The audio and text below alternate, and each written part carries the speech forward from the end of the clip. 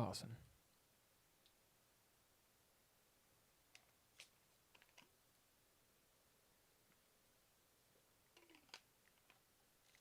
Got some bougie water going on. The soda stream. Okay, so what I'm going to be doing, as evidenced by the thingamajig, is reading Marcus Aurelius's Meditations. Do it about 10 minutes at a time. So we're going to start with the introduction to this book. Hopefully the stream health is good. I've changed my internets. So, the Meditations of Marcus Aurelius, translated from the Greek by Jeremy Collier, revised with an introduction and notes by Alice Zimmern. London, Walter Scott, 24 Warwick Lane, Paternoster Row, Paternoster Row, 1887. Okay, so that's the version we're dealing with. There are several versions of this book. Here are the contents. A bunch of books. We're going to be doing the introduction first.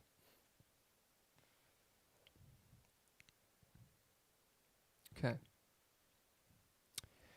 Marcus Aurelius. That's a cool little deal there. Until philosophers are kings, and the princes of this world have the spirit and power of philosophy, and political greatness and wisdom meet in one, cities will never cease from ill, no, nor the human race, as I believe. And then only will our state have a possibility of life, and see the light of day. The truth is that the state in which the rulers are most reluctant to govern is best and most quietly governed, and the state in which they are most willing is the worst. Thus writes Plato in his Republic, laying down the conditions which even to him appear impossible, under which a state may be wisely governed. The ruler must be a philosopher as well as a king, and he must govern unwillingly, because he loves philosophy better than dominion. Once in the history of the world, these conditions were fulfilled. In Marcus Aurelius, we find the philosopher king, the ruler who preferred the solitude of the student to the splendor of the palace, the soldier who loved the arts of peace better than the glory of war. It is with no small interest that we turn to the records of history to see what was the outward life led by this king, but even more willingly do we open the precious record of his own thoughts, which reveal to us the inner life of the philosopher. Marcus Aurelius Antonius was the adopted son of the Emperor Antonius Pius, who died in 161 A.D. He had been brought up with the utmost care by his adoptive father, and received the best instruction in poetry and rhetoric, at that time the staples of a liberal education. But his favorite study was philosophy, and when only 11 years old he assumed the philosophers' simple dress, adopted their mode of life, and, finding that his inclination was chiefly towards Stoicism, he attached himself to this, the strictest of the philosophic schools, a disciple of monastic severity, that bade its followers disregard all bodily comfort, and that is commonly called pleasure, and care for naught but virtue, was indeed a strange training for one destined for the imperial purple, and it hardly appeared to be a fitting preparation for the cares of what was then the one great empire of the world. True, the Stoics loved to call themselves citizens of the world, and to inculcate that cosmopolitanism that is broader and nobler than mere patriotism. But while they maintained in theory that the wise man should take part in politics, in practice there was always something in the existing state of things which made his doing so unadvisable. But Marcus Aurelius could not choose his own lot. Destined for the throne only by the Emperor Hadrian, already by the Emperor Hadrian, associated in the empire even in his adoptive father's lifetime, he could but accept his lot, and in striving to practice the noble principles he had learnt, pay to his Stoic teachers the truest tribute. He was a troubled reign. The Roman Empire, which in the vigorous days of the Republic had been gradually but surely extending its boundaries had been consolidated, and newly administered by Julius Caesar and Augustus. On the death of the latter, it extended from the Atlantic on the west to the Armenian mountains and Arabian deserts on the east. On the south, the African deserts had alone stopped the conquering arms, while on the north, a line of natural boundaries was traced by the English Channel. Rhine, Danube, Black Sea, and Mount Caucasus.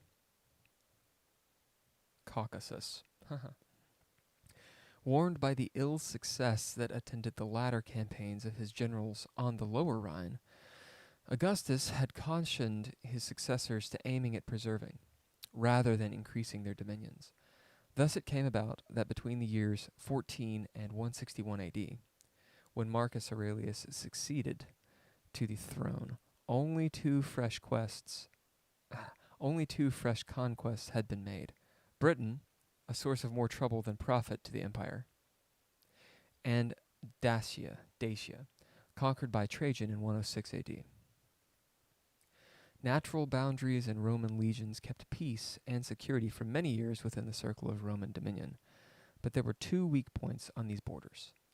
On the north, the hardy German tribes on the Danube and Upper Rhine, themselves hard-pressed by Slovenian intruders from Russia, threatened to invade the Roman dominion.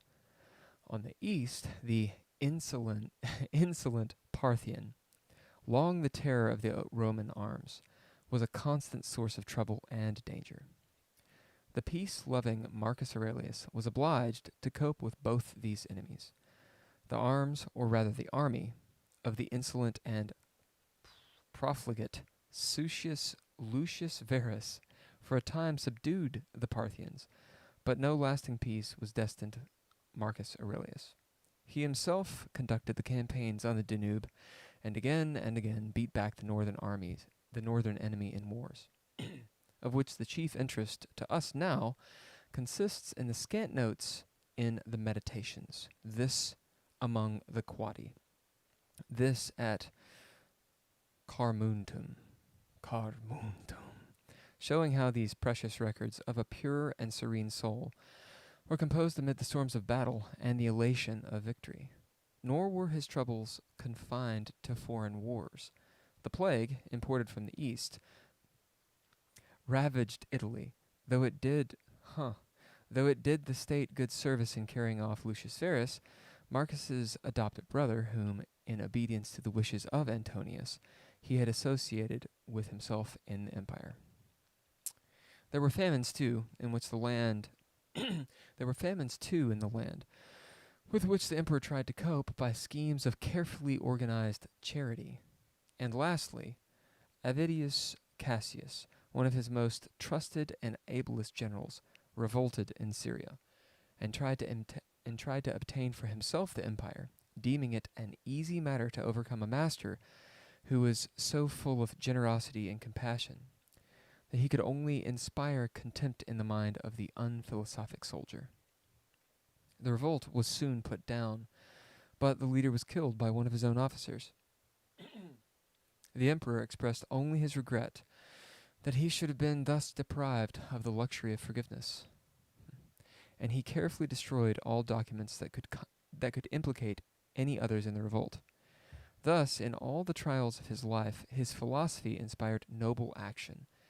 He might worthily be added to the short list of those whom the Stoics acknowledged as really good and great. Amid these records of gentleness and forbearance, it seems strange to read that Marcus Aurelius permitted a cruel persecution of the Christians. Among the victims of this reign were Justus Martyr and Polycarp, and numbers suffered in general persecution of the churches at Lyon and Vienne. It must not, however, be forgotten that the persecution was political rather than religious. Of the true teaching of Christianity, Marcus Aurelius knew little and cared less, but its followers, in refusing to acknowledge a religion which included the emperors among its deities, became rebels against the existing order of things, and therein culpable. Of the old sincere belief in the gods of Rome, but little could survive in a state where the vote of the Senate had the power to add a new divinity to the already bewildering list. So much the more important were the outward forms. Now that the actual belief was gone and the bond between church and state grew even closer, now that the church could no longer stand alone. Of the various systems of philosophy at that time fashionable at Rome, all but the Epicurean could readily embody the creed of the old religion. And by treating the names of gods and heroes as mere symbols, they contrived to combine outward conformity with inner enlightenment. Not so the Christians. In their eyes, the whole system of idolatry was accursed. A silent protest was insufficient. It was not enough to refrain from sacrifice themselves. In public and in private, in season and out of season, they exhorted others to do the like. Not content with leaving the statues of the gods unhonored, they would throw them from their pedestals or insult them in the presence of the faithful. What wonder that the Romans looked on them with suspicion and hatred, and added to their real offenses the pretended ones of eating human flesh and indulging in all manner of immorality. In our own more enlightened day, we know what strange reports gather round any sect or school that happens to be unfashionable or unpopular. What wonder, then, that the secret meetings of the Christians should have given rise to strange rumors, and that the persecutions were the expression of a feeling with which a modern state might regard a set of men who were at once Mormons and nihilists. Add to this that the Christians often actually provoked persecution, and we cease to wonder, though we cannot but regret, that Marcus Aurelius, in simply allowing the law to take its course, should have failed to give an example of that perfect toleration to which Christianity itself has never yet attained. Let us be content to call him, with Farrar, the noblest of pagan emperors, and sorrowfully acknowledge that we must seek in vain for a Christian monarch to place beside him. This was written in the 19th century. Wars and troubles attended Marcus Aurelius to the very end of his days. In 177 A.D., fresh wars called him to the north. A presentiment seemed to tell his friends at Rome that they should not see him again, and they begged him to address them his farewell admonitions. There's nothing more striking in the whole of Aurelius's career than this picture of the great general discoursing for 3 days before his departure for the wars on the deep questions of philosophy. This was indeed the last time he was seen at Rome, worn out by anxiety and fatigue. After once more winning victory for the Roman arms, he died in Pannonia on March 17th, 180 A.D., mourned with a note of such true sorrow as never before or again raised at the death of an emperor. It is time to inquire into the nature of that philosophy which was capable of exercising an influence so distinctly practical.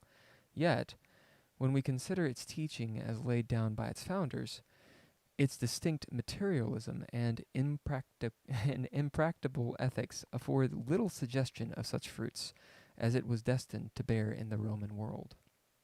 The Stoic School was founded by Zeno at Athens about 290 BC.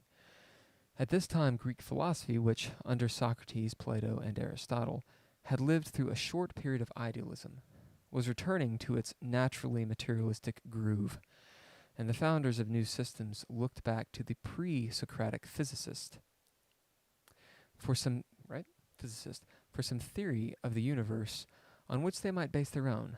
Metaphysical speculation had ceased to charm. It was practical ethics, a rule of life and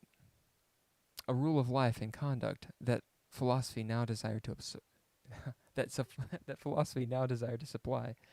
And though these later schools based ethics on natural science, they were content to go back to the investigators of old for a system instead of devoting themselves on their own account to scientific research. The two most important schools at this epoch were the Stoic and Epicurean. And while the latter sought in the atomic theory of Democritus an explanation of the universe, the former reverted to the perpetual flux, the eternal, ever-changing fire of Heraclitus. Before there was a heaven or earth, there was a primitive fiery ether. This changes into all the other elements, and yet, in its nature, ever retains the fiery substratum. First, this fiery ether transforms itself into a mass of vapor, then into a watery fluid. This requires coffee.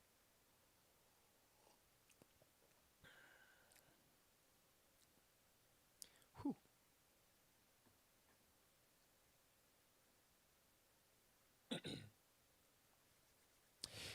A watery fluid. Out of this are developed the four elements as we know them: water and solid earth, and atmospheric air, and lastly, consuming destructive fire, which is distinct from the everlasting ether. Fire and air are active elements, water and earth passive. The creation begins to assume its present form with earth. Dry earth, by reason of its weight, takes up a position at the center of the universe. Around it gather the waters. Above both is the expanse of air, while fire and ether complete the whole, ever circling round the other elements which are at rest. The stars are fiery masses, firmly embedded in ether, and nourished by the exhalations of terrestrial vapors. But they are also living beings, since they are formed out of living animating fire, and they may thus be regarded as inferior or visible gods. The sun and the celestial deities, too, have their business assigned, says Marcus Aurelius. The world is faultless, say the Stoics, and must therefore have been produced by an intelligent artificer. Hence, from here, the highest reason is immanent in the world, and must be regarded as self-conscious and personal. For has it not created man? Who is self-conscious and personal? And can the created be greater than the creator? And yet, paradoxical as it may seem, the Stoic God is not a person, but is the fiery ether that pervades all things. This fiery substratum of all matter is its soul, the soul of the universe, which holds together all things in one fixed law, is God himself. In one aspect, the deity is but a fiery air current. In another, he is Zeus, the intelligent, almost personal lord of the universe. Both aspects may be found in Marcus Aurelius, but in him the simpler ethical teaching, the gentle exhortation to a virtuous life, predominate over subtle speculation on the origin of things, and bespeaks of God in language that suggests vividly to us the omnipotent, omniscient deity of monotheism. Yikes. The Stoics traced back all things to formless matter and the informing, animating ether. Matter was, in its nature, eternal, since the underlying fire was imperishable. But all things were being gradually consumed, and at the end of a fixed period, there would be a general conflagration, when all things should be reabsorbed into the deity. Then, once more, they would be developed afresh, and another cycle began. Wow. How oddly current that is. The world's great age begins anew, the golden days return. The earth doth like a snake renew her winter weeds outworn. Sing Shelley, but the Stoics expected no brighter Hellas or fairer Tempest. The new thing should be but as the old. In the new cycle there should be another Socrates, destined to marry another Zenthipi,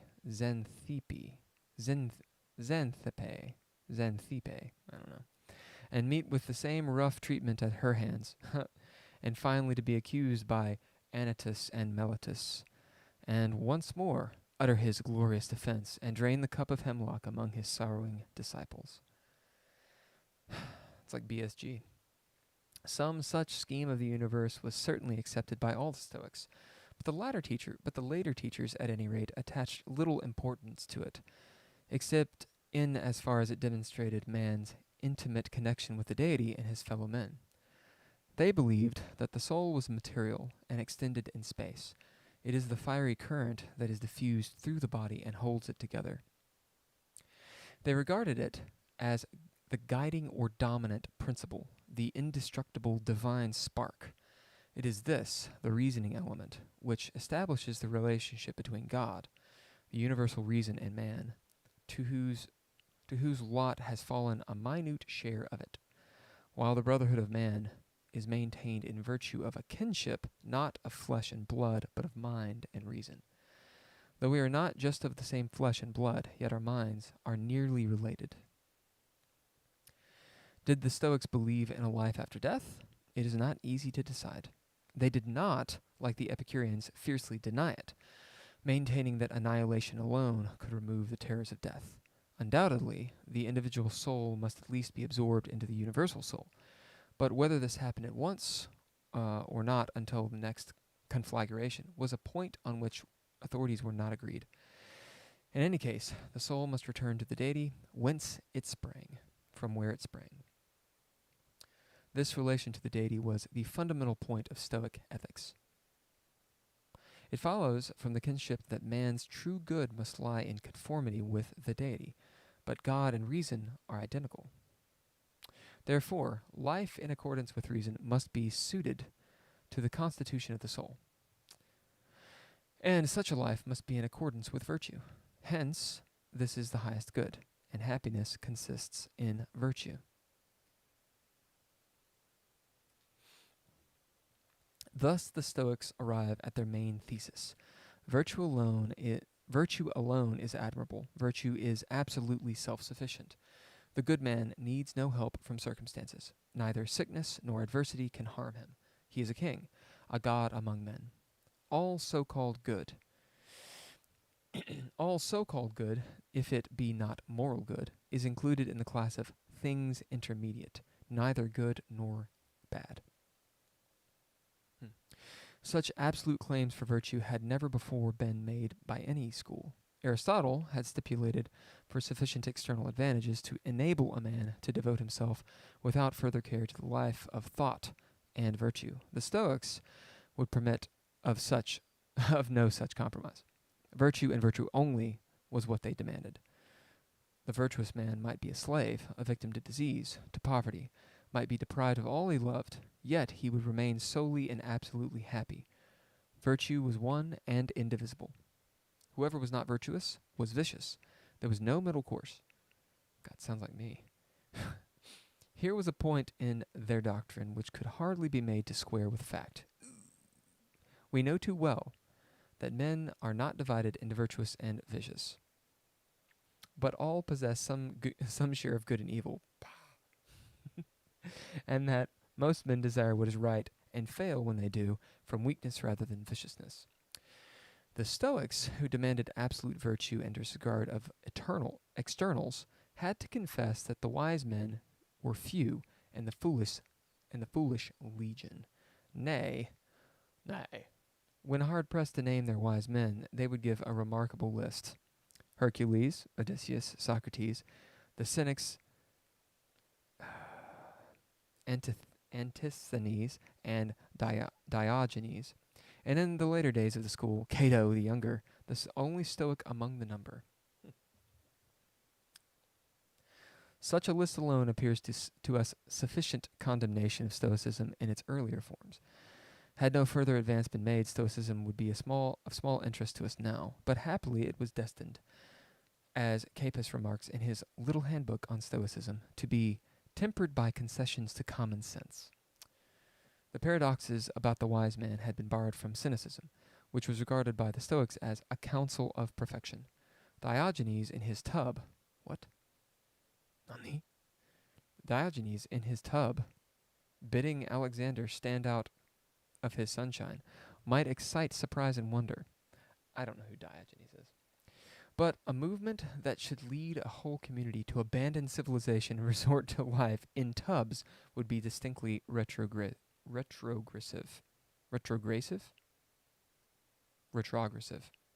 Retrograde. I get it now. In later times, Christian hermits have at best saved their own souls, and the exhortations delivered by Saint Simeon Stylites, from the top of his pillar cannot have influenced the gaping multitude at which as much as a noble life led in their midst.